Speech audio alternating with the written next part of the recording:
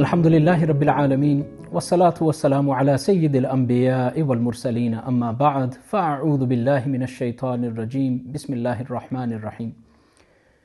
The Prophet ﷺ is born into an era of aristocracy. He's born in a land of absolute hereditary power. Meritocracy actually stood no chance. So if you had a skill or you were able, you were financially rewarded. But socially, you were never going to move up. You would never be recognized. You would never be in a position of power. In and of himself, the Prophet ﷺ was extremely fortunate because he was born in the single most powerful tribe of the Arab lands, the Quraysh. And he was born into a noble lineage, an influential family of that Quraysh tribe. He was born into a family that were the custodians of the sacred house. They were the hosts of the pilgrims of Makkah. They were the highest counsel and advice for all Arab tribes. So in and of himself, he was in an extremely powerful position. But the Prophet ﷺ, when he looked around, he couldn't help but notice the inescapable indiscrepancy and injustice and inequality that he saw. And so he ﷺ wanted to take on the plight of the powerless. He ﷺ wanted to give a voice to the voiceless. He wanted to be the hope for those in despair. He wanted to protect those who were vulnerable within his society. So long before the declaration of prophethood, and Shaykh Pirzada, Hafidhahullah, mentions this in some of his works, that long before the declaration of prophethood, he stood up for equality. And so there's a perfect example of this, where a man a trader by the name of Zubayr from Yemen comes into Makkah and he sells some goods to a rich Arab Meccan leader by the name of ibn Wa'il. And the Arab trader, he takes the stock but doesn't make the payment. Now this Zubayr al-Yamani goes from person to person saying, is there anybody who will help me? Is there anybody who will protect me? He goes to his own tribe and says, is there anything that can be done for me? And his own people say, look, you're in a land where these guys dominate. Nobody can do anything for you. He's just too rich and powerful. Sometimes you just have to cut your losses. It's okay, it's fine. So he goes back and stands in front of the Kaaba. And he says, O children of Fihr. Fihr was one of the great ancestors of the Quraysh. O children of Fihr, you should know that I've been robbed here. Look at me, my unkempt hair and my state. I'm in a pilgrim state and I haven't yet performed my umrah. Is nobody going to help me when I have been robbed, standing here between the Hatim and the black stone of the Kaaba? Will anybody stand up for me? And there that day, there was Zubayr ibn Abd al-Muttalib, an uncle of the Prophet ﷺ, who hears the plight of this man, and he takes the Prophet ﷺ with him and others to the house of Abdullah ibn Jud'an. And there he talks to them and says, don't you remember that we used to have a pact and an agreement that we would help the powerless? Don't you remember that we were going to stand up for those who didn't have a voice?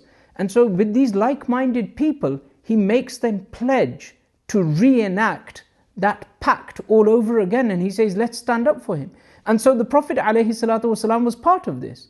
And so they went back and they go to Al-As ibn Wa'il and they say that you will pay back this man's money. And so in as much as he said, no, there's this and there's that, they refused. They refused to leave him and said, we will not leave until you pay this man his due. And they forced that money from him and they got the money back for Zubayr al-Yamani, and he finally was able to get his money back. Some years pass. And the Prophet ﷺ, there's another incident where a Bedouin from the south of Arabia comes to perform Hajj with his daughter. And she gets kidnapped by Zubayr ibn Abd. And again, this Bedouin wandering around saying, look, somebody help me, somebody help me. This time the Prophet ﷺ himself hears the plight of this man, and he goes to his defense. So he gets together with a group of like-minded young people, and he says to them, look, are you just going to stand by and watch this injustice occur and do nothing about it? I took a pact, the Hilf al-Fudul. I've taken a pact to protect the vulnerable. So join me. So he takes them and they wash the black stone of the Kaaba. They all take a drink of that as a pledge. And then they go to the house of Zubayr ibn Abd. And then they stand there, and no matter what excuses he'll make, oh, I'll do it after, or I'll do this, I'll do that. They took nothing as an answer except that they were going to get back this daughter for her father. And they fought to get that daughter back until they eventually were able to return that daughter back to her father. And later, when the Prophet ﷺ had declared prophethood, he prided himself on this. He would say to the companions, this happened years ago, and if today somebody were to say something like this again, I would still be the very first to go back to it. Now, what's really interesting about these incidents is that the Shaykh is referring to incidents that are pre-prophethood. And there's two things that you can draw from this. Number one, justice and equality are not just a matter of religion. It is just basic human decency.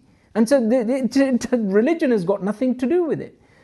Number two, this was a lesson for us, I guess, that we're Muslims living in non-Muslim countries. We could shrug our shoulders and say, we're not responsible. No, that's a load of rubbish. You are responsible. This is the way of your Prophet. Even before the declaration of prophethood, he stood up for justice. He stood up for equality. And so we're expected, wherever you are, to maintain that. And so after his declaration of prophethood, he maintained it in every possible way, even in private matters. When he was coming to take one of his wives with him on a journey, the Prophet ﷺ would never ever pick one at the expense of offending another. And so whenever he would take his wives, he would actually just draw lots and say, come on, draw the straws. Whoever draws the short straw travels with me. It's a really beautiful way. And so when he became a leader in Medina, he became the leader that was always going to maintain justice amongst his people. And he did that in every possible way. So much so that there's a famous story, very famous narration that you're all going to be familiar with, that a Jewish man argues with a hypocrite Muslim. And the Jewish man was in the right, the hypocrite was in the wrong. And so the hypocrite knows that if the matter goes to the Prophet ﷺ, that he's going to rule in favor of the Jews. So he kept saying, we should go to your Jewish leader, Ka'b ibn Ashraf. He'll give us, because he's got hope that maybe I can persuade him. But the Jew says, absolutely not whilst we're in the land of Muhammad, because Muhammad is the man of justice. I will only accept the ruling of Muhammad and nobody else.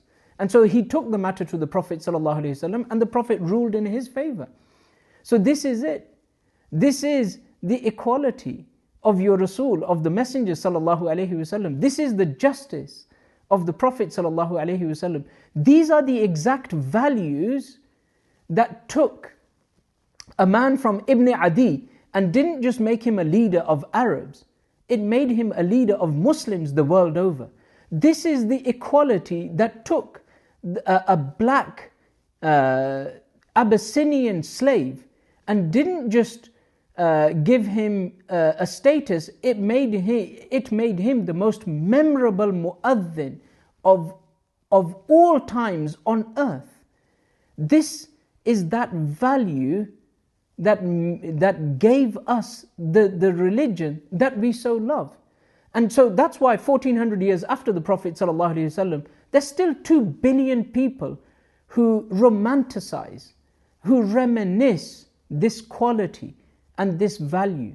But I think that it's time that we don't just romanticize this value, but actually embrace it once again in our lives.